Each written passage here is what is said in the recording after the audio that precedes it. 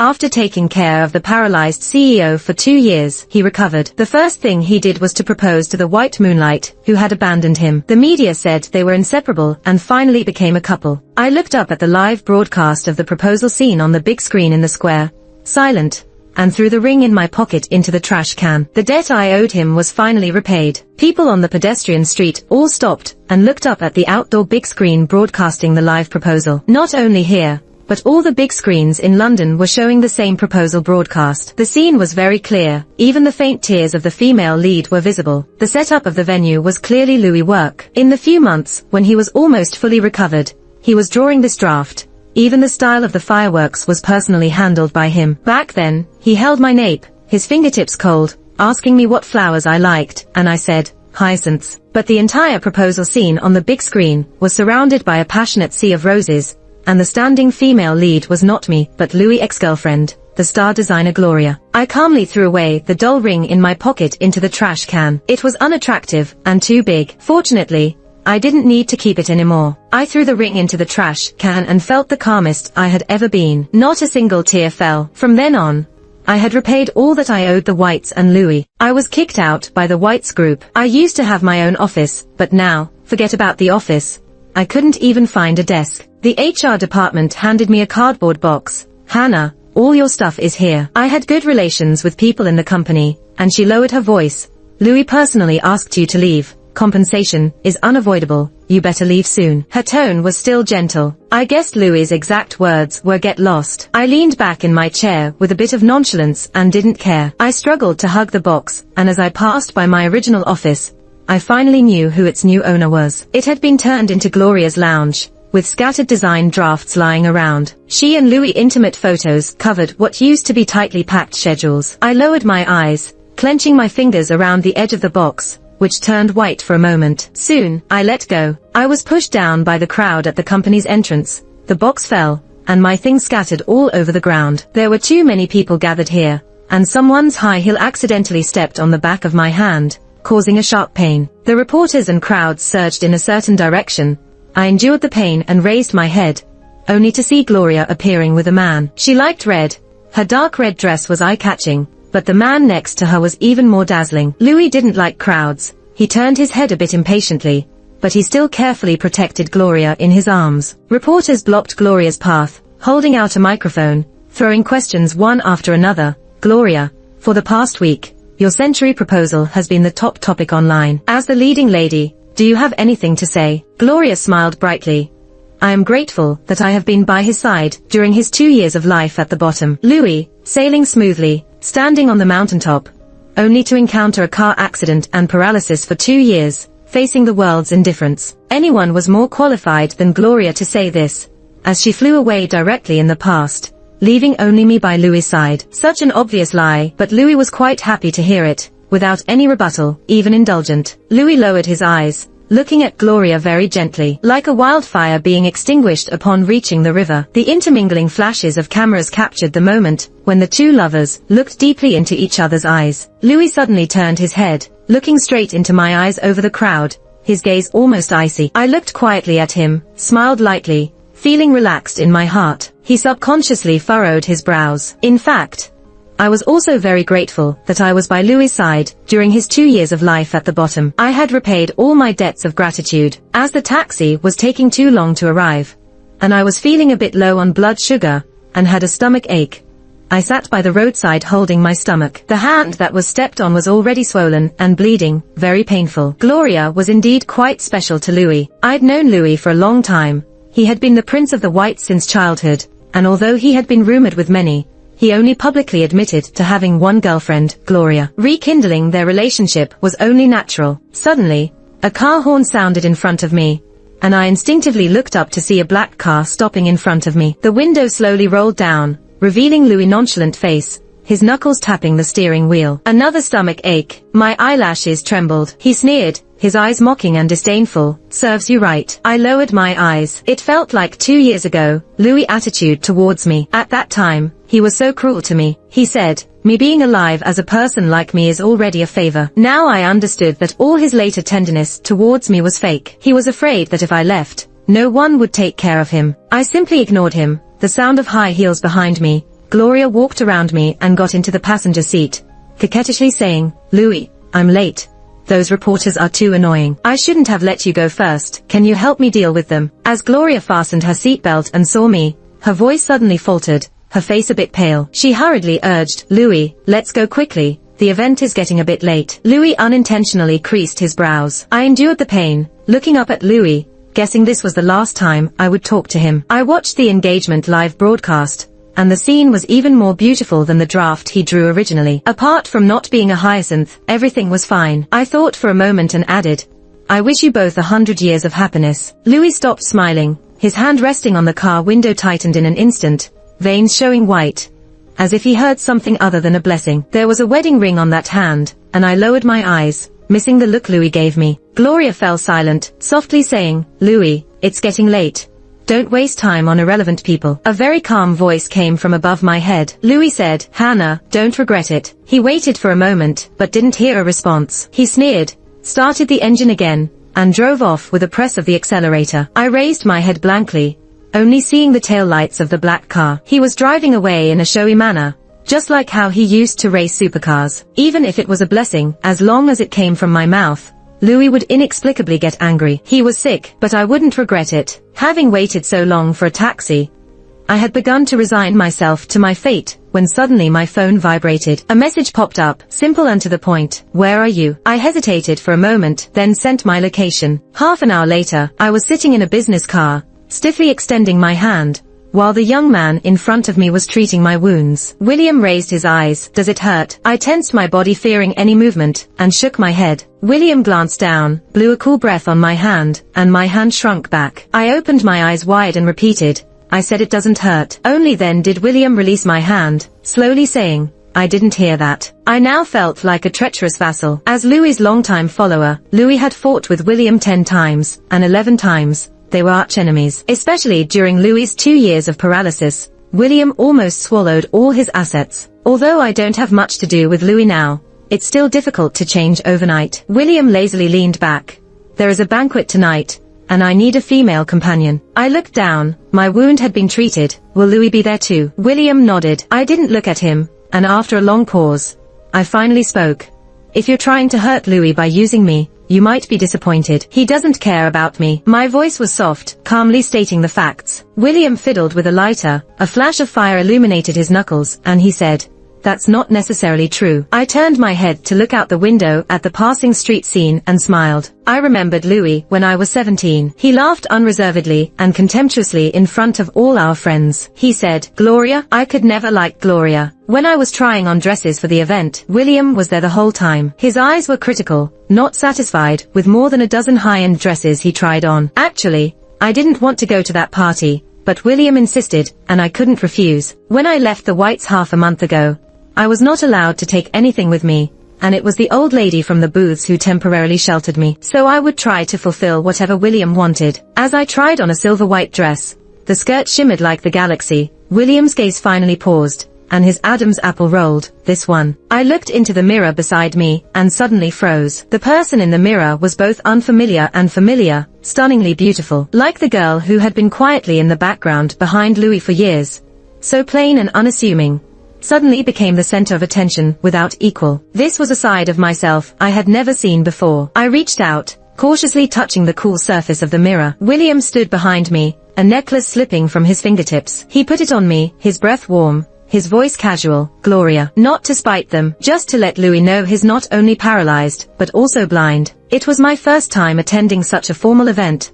After so many years by Louis's side, I was never his companion. We arrived rather late, and just before entering the banquet hall, I looked up at William. The hall lights momentarily illuminated his profile, his jawline sharp and dazzling. Murmurs of approval arose around us before I snapped out of it. "Who is the girl William brought? Isn't he always unaccompanied?" A person familiar with Louis suddenly looked at me, stunned. "Isn't that Louis's unremarkable little assistant?" Before the sentence finished, I heard the sound of a glass breaking on the floor. I followed the sound with my eyes. Louis stood nearby. A wine glass shattered on the floor, spilling onto Gloria's trailing skirt, as she let out a soft scream. He paid no attention, staring directly at me, seeing me for the first time, with a hint of bewilderment. I made him feel astonished and distant. Gloria lifted her head, took a moment to recognize me, looking incredibly incredulous. I nodded politely and started conversing with William. Louis then noticed the man beside me, his eyes cooling, and he walked over quickly, reaching out to pull me over. William reacted swiftly, blocking him and pulling me back behind him. Louis peered around William, looking at me. Gloria, come here. I had never stood in someone else's line in front of him, let alone hide behind someone else. Whenever he called my name, I used to run to him no matter how far he was. But not anymore. I didn't take a step back, and in a calm and peaceful manner as I always did when talking to him, I softly said, after all these years, I've done enough. The midsummer breeze blew through the window. Louis, we have no connection anymore. His face turned pale in an instant. Midsummer is a season for unexpected encounters. I was a child sponsored by the Whites, not just me.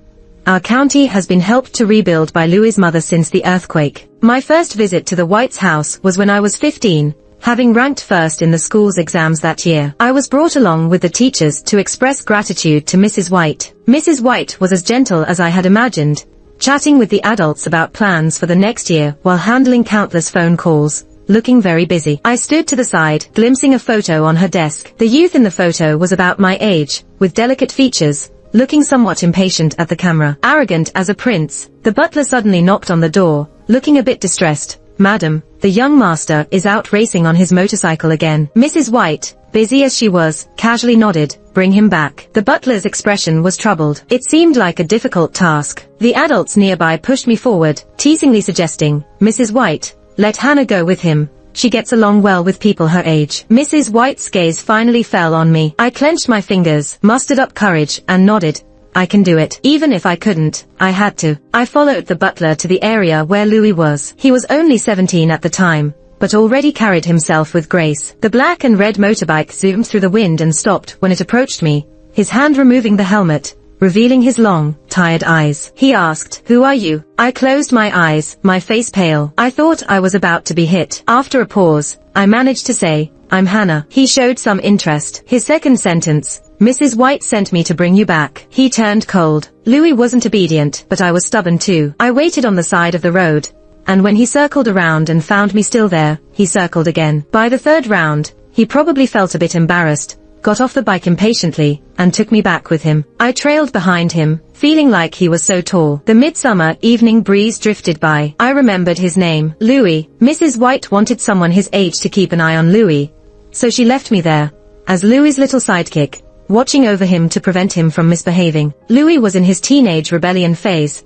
particularly detested me, thinking I was his mother's spy. He always bullied me, but even after wiping away my tears, I continued to follow him. He didn't bother to care anymore. In Louis's words, he was just fed up. Everyone knew that although Louis was a womanizer, there was always a plain girl by his side, almost invisible, only appearing to stop him when he was up to no good. I had been studying hard, trying to meet Mrs. White's demands, and following Louis for 7 or 8 years. All this time, I harbored a secret. The year I finished the college entrance exam, I stood under the wisteria tree, Louis leaning on the courtyard railing. He spoke casually, but it felt like he suddenly gripped my heart, uncovering my secret. He asked, do you like me? I froze in place, unable to move for a long time. The wisteria flowers fell on me, and it took me a while to hear my own voice, very hoarse. Yes, I like you. Louis smiled and walked away. That evening, when I went to find Louis, at the moment I pushed open the compartment door, I heard the young master of the Whites, lounging on the sofa, laughing freely. His voice was not loud, but it felt like I was going deaf, in pain not only in my ears but everywhere. Who would like Hannah? I like Gloria. That was the first time I heard Gloria's name. I was 2 years younger than Louis, and in order to enter his university early, I skipped a grade in high school. But at that moment, I suddenly understood that some things wouldn't be caught up to no matter how hard I tried. When I first saw Gloria with Louis at 15, I never thought that many years later, our relationship would still be strained, even causing a scene at someone else's party, especially now, being Louis's first event after his recovery. He and William never had a good relationship, and as soon as they entered, they attracted a lot of attention. Now they stood facing each other, with everyone watching the drama, both openly and subtly. I tugged William's sleeve and whispered, let's go. Louis's eyelashes trembled, and I avoided his gaze. For the first time in all these years, he heard me say to someone else in his presence, let's go. We walked far away, and only then did I turn back to look. Louis stood still, head down, and that feeling, like his fragility and chill when he woke up 2 years ago from the accident, when Mrs. White, who was in the same car, had already passed away. Gloria tried to touch him, holding the hem of her skirt, but was petrified by his glance. I chuckled. William raised an eyebrow. "What's so funny?" I whispered. "Just realized that not everyone can do it. Not everyone can tolerate Louis' lower pressure and temper. Not everyone would choose to get close to him even after seeing his other side, especially during the time when he was paralyzed." As a proud son of heaven, Louis could not accept that he had become disabled. He no longer smiled, his spirit was broken, and to make matters worse, his only relative, Mrs. White, also died in that car accident. During that time, Louis had no will to live, and he repeatedly wanted to commit suicide. I smashed a glass, picked up a shard and forcefully drew it across my wrist. "If you want to die, it's okay. I'll accompany you." Louis had never seen me so ruthless with my emotions. His dark eyes stared at me for a long time, almost grinding his teeth, and promised, "Hannah, I will get better." From then on, he actively cooperated with medical treatment. Finally, after 2 years, he stood up, and then, he threw away his wheelchair. After the dinner party, I returned to the booths with William. Thanks to William's grandmother for taking me in during this time, I was actively preparing my resume, and planning to move out once I found a job. Actually, William and I weren't really familiar with each other. Every encounter we had was when Louis and he finished a fight, and I had to apologize to his family on his behalf. His grandmother always welcomed me warmly, waving a fan and saying, "Oh, it's okay. Young people fight sometimes. Come and sit for a while." I would sit there for the entire afternoon, awkwardly watching as William's grandmother applied ointment on his wounds, with the afternoon sunlight streaming in. I felt even more guilty. I never expected that when I was in trouble, it was the booths who reached out to help me. William and I were not talkative people, so the car ride was unusually quiet. I was a bit reserved, sitting upright like a primary school student, not daring to look around, just staring straight ahead. But when I happened to glance through the rearview mirror and saw William, he must have been a bit tired, with his narrow eyes closed and lengthy eyelashes. The neon lights momentarily illuminated his face. William opened his eyes, sensing me looking at him through the mirror. It was a bit awkward, but not too much. I quietly averted my gaze. Suddenly, William chuckled and said, "Hannah, do you know what I thought the first time I saw you?" How could I forget? He had actually said it out loud in front of Louis at that time. I nodded and said, "You asked me how blind I was. Why else would I be following Louis around?" Louis was so angry, he got into a fight with him again. William shook his head and closed his eyes. Outside, the bustling traffic flowed endlessly. The silence inside the car had lingered for too long that I thought he had fallen asleep, until I heard William softly say, "I thought, how well behaved she was." It had been a long time since I visited Mrs. White. I took a bunch of white flowers to her grave. Louis had just taken over the company not long ago, when a truck out of control crashed into the White's car, resulting in the death and injury of the mother and son. She was a kind woman. If it weren't for her, I wouldn't even know where I would be today. I cleared the weeds around her grave a little, and chatted with her slowly. "Mrs. White, the charitable endeavors you cared about are still running smoothly, and the foundation's thank you letters pile up year after year, filling up an entire room." I lowered my gaze, watching a drop of dew about to fall from the flower. Louis' paralysis had healed, and everything was back on track for White's group. He recently got engaged, and the media made a big fuss about it, describing the engagement ceremony as a once-in-a-lifetime event. "You know the leading lady too. It's Gloria, the girl Louis brought home. They have a great relationship, and everything is moving in a positive direction. Only me, all these years, still stuck in the same place, with no direction." The woman in the photo on the tombstone looked gentle, as if she had listened to all of this. I touched the photo. "I have resigned from the company. Would you blame me?" Of course, she wouldn't answer. The cemetery was silent. Death has no sound. I covered my face, tears seeping through my fingers. Except for the initial days, I hadn't been happy here. Sometimes I wonder, if I hadn't topped the exams that year, I wouldn't have ended up here. I cried quietly for some time, before packing up and preparing to leave. When I stood up, I noticed someone standing not far away. I didn't know how long they had been watching. I lowered my gaze. There was only one way out of the cemetery, towards Louis' direction. He probably came to visit Mrs. White, just at the wrong time. And that's how we bumped into each other. As I was passing by him, I heard Louis speak.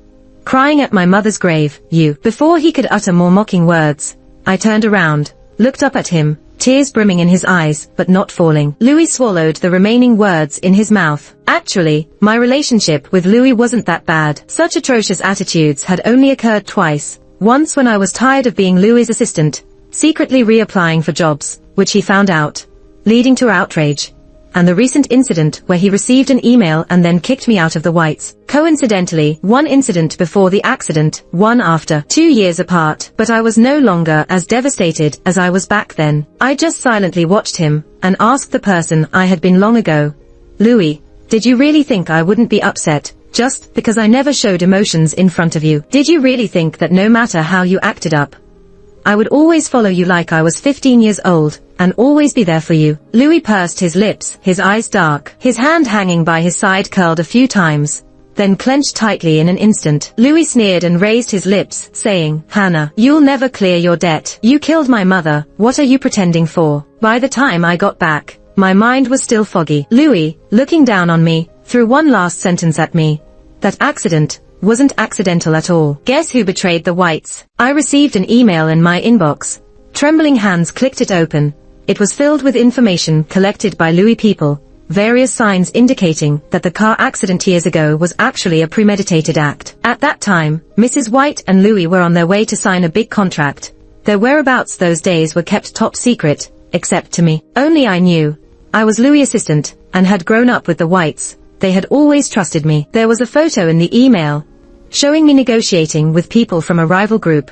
A shot taken very close to the time of the accident, but the photo was doctored, and I didn't recognize the person in it at all. In Louis' eyes, I was the only loose end. Even without directly questioning me, he had already judged me. I wryly smiled, my whole body curled up in the seat. No wonder the day before he had the proposal venue set up.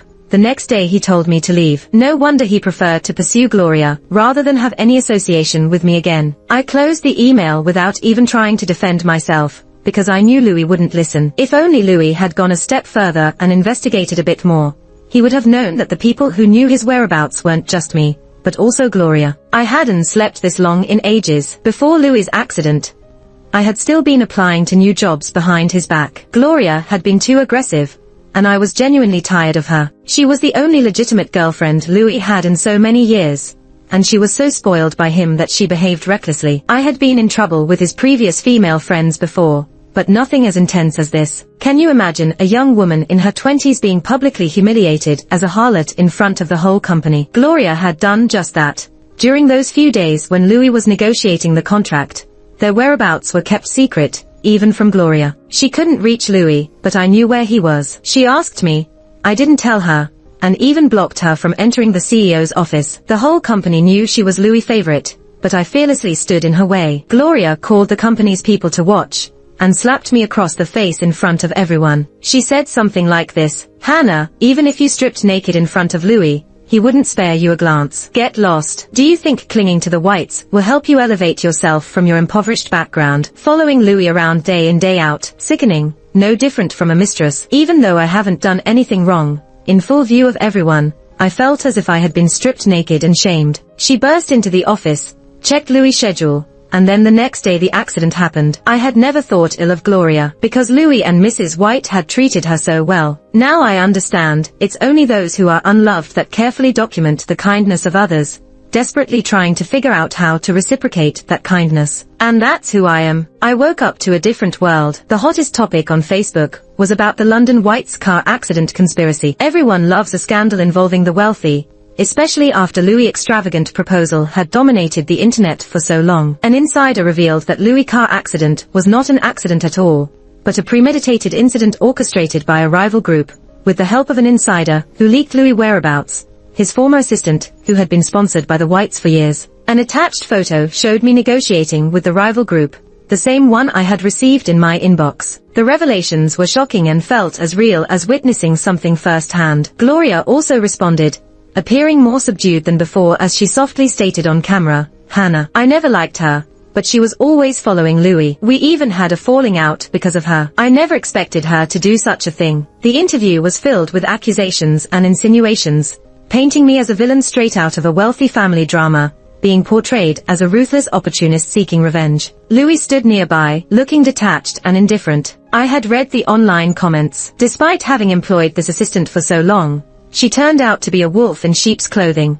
causing disappointment to Mrs. White. Gloria was also pitiful, The way she had to depend on her assistant's whims even in matters of love. Someone suddenly snatched my phone from my hand, and when I looked up, William was staring at my pale face, urging me to stop reading as his grandmother had called us for dinner. I tried to explain, but he just said, "I know," and genuinely believed me. Similar to what was shared by online users, job interviewers who had conversed well with me were now refusing to hire me. With this stain on my reputation, it seemed I would be shunned by society forever, unable to find employment. This was the ending Louis wanted for me, bleak and full of despair. Only the Booths company dared to offer me a job, as I had applied everywhere, including the Booths. Yet, when they made an offer, I declined. William, looking at my resume, asked me why. I shook my head, explaining that my tainted reputation would only bring trouble to even such a prestigious company like the Booths. William turned his head, gazing at me quietly for a moment, and then with a tinge of helplessness, he smiled, saying, "Gloria, you are indeed slow to react." Slow to react. I stared at him, caught off guard, but before I could reply, the police arrived and took me away. The Whites had reported the incident, and as a person of interest and suspect from the event years ago, I was to face interrogation. Before entering the interrogation room, I caught sight of Louis and Gloria. Both of them wore expressions that were intriguing. Gloria exuded a gambler's resolve, having handled things intricately over the past few years. She probably had gotten rid of any evidence long ago. The only obstacle remaining between her and Louis was me. With me sent to jail, Gloria could finally rest easy, and not only was the extravagant proposal true, but an incredible wedding was also on the horizon, which would make her the envied Mrs. White. Louis looked at me with a mix of emotions, his jaw clenched tight. I noticed his hands were trembling slightly, while absently fiddling with his fingertips. Meeting my eyes briefly, he then averted his gaze, with a hint of redness at the corners. I turned away, and entered the interrogation room. Over several hours, the police combed through the details of my life, leaving no stone unturned. Besides the incriminating photo, more evidence emerged implicating me, forming a meticulous net that seemed destined to entangle me. I was temporarily held in custody for about 10 days. Though the period wasn't long, the impact of the White's car accident case online had been significant. The conspiracy theories were rampant, and the authorities had to be thorough in their investigation, not missing any shred of evidence. During these 10 days, I didn't think much. It was the best rest I had had in a long time, sleeping soundly in the darkness. On the 10th day, the truth of the case came to light, and I was acquitted. As my innocence was proclaimed, another person was added to the list of fugitives, Gloria. The unveiling of this declaration truly brought about repercussions. The interviewers who had previously rejected me circled back, expressing interest in hiring me. I declined all offers, including the one from the Booths, for I had no intention of joining any of them. My hometown called, and a respected teacher from my school, highly regarded like Mrs. White, asked if I would be willing to return to teach and support the educational development in the region. I agreed. I paid a final visit to the Whites, and this time, nobody stood in my way. I had left behind everything at the Whites before, thinking my room would be dusty and abandoned. To my surprise, when I opened the door, everything was spotless and bright, with sunlight streaming onto a newly folded flower on the table. As I swiftly packed my belongings, I hesitated when pulling open a drawer. Eventually, I retrieved an old photograph from a hidden compartment inside the drawer. It was a picture taken of Louis when we were 17, captured in a moment of youthful exuberance, with the wind ruffling his hair as he walked ahead playfully with friends, glancing back, as if to see if someone was following. It was a picture I had secretly taken of Louis. I chose not to take the photo with me, leaving it on the table instead. Whether Louis would keep it hidden away, or discard it, it was his decision to make. The purple wisteria tree in the courtyard bloomed once again, its delicate flowers cascading gracefully. I stood there, admiring the sight. Louis stood behind me, softly calling my name, Gloria. It seemed as though he didn't want to disturb what felt like a dream. Turning around, I smiled at him calmly. Louis, with bruises under his eyes, a slight beard growing on his chin, had shed his air of arrogance. As the heir of the Whites, I had never witnessed Louis look so cautious and almost humble. His eyes flickered, his voice hoarse as he said, "Since recovering from my injuries, I have been investigating the car accident non-stop. When I found out it was linked to you, I couldn't continue. Just the thought of that evidence was suffocating.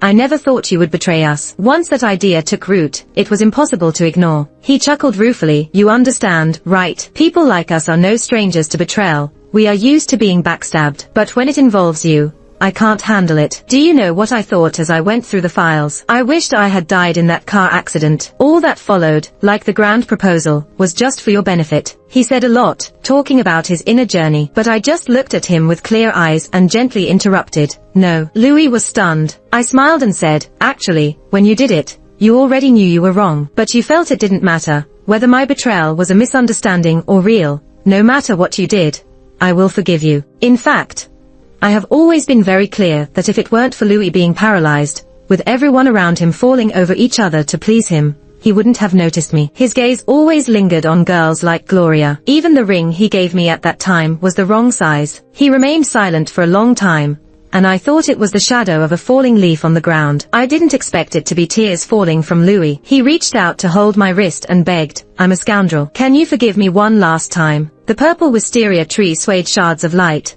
reminding me of a long time ago, when I was 17. Louis leaned against the railing and lazily asked me, Gloria, do you like me? But now, I thought for a moment, gently pulled away his hand, and said, I will not forgive you. He saw the grey-brown scar on my wrist, his pupils constricted, his lips trembling, but he couldn't say a word. I patiently spoke to him as if coaxing a child. Louis, Mrs. White saved your life in the car accident. You must live well. The Whites group is her life's work, and you must protect it. I'm leaving. Louis's face turned pale, blood drained. At that moment, it was as if his heart had been hollowed out. Someone he took for granted was leaving him forever. The midsummer wind never looks back. Recently, the winds of change in London have turned. The protagonists of what was once called the proposal of the century. One has become a scumbag, and the other a vile woman. Gloria has sinned, and Louis has been an accomplice. The stock of White's group plummeted, and for unknown reasons, Louis crashed his car and broke his legs, forced to sit in a wheelchair. As I sat on the bus heading home, I received a text message from Louis. He said, I will repay you what I owe you. I casually blocked him. I looked out the window at the scenery, rocking back and forth, just like when I arrived. The reflection of the person next to me on the window glass, William, seemed to be sleeping deeply, leaning against the seat with his eyes closed. He, a CEO, insisted on personally transporting high school supplies, and insisted on coming along. I couldn't stop him, so I let him follow me. The bus swayed, William's head resting on my shoulder, still asleep. I smiled and pursed my lips. I looked ahead, the scenery changing along the way, but I was certain that I was about to embrace my countless midsummers.